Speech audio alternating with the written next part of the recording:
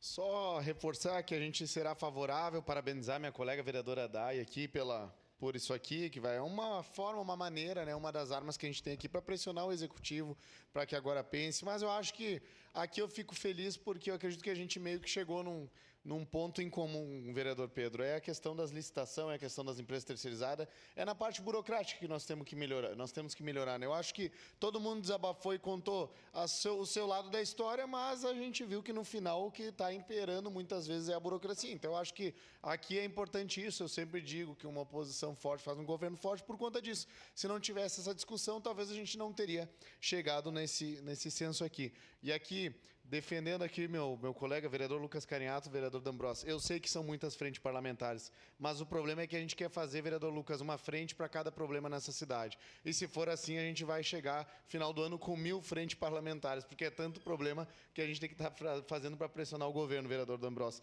Mas eu entendo também que não será preciso se a gente trazer solução antes. Aí a gente não vai precisar, né, de uma frente parlamentar. Infelizmente, a gente tem, às vezes, como uma arma, né, para pressionar o executivo.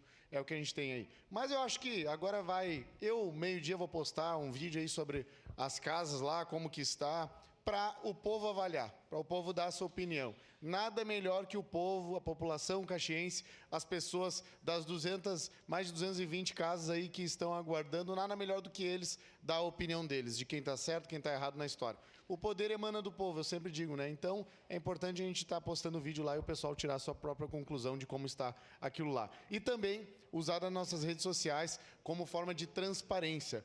Porque se depender do executivo, eles vão sempre ter as mídias pagas e mostrar só um lado da história. Não, a gente está aqui porque no meu Instagram nenhum prefeito, vice-prefeito ou algum político vai dizer o que eu posto ou não. Lá eu posto o que o povo manda. Essa é a parte boa. Então, muito obrigado, presidente.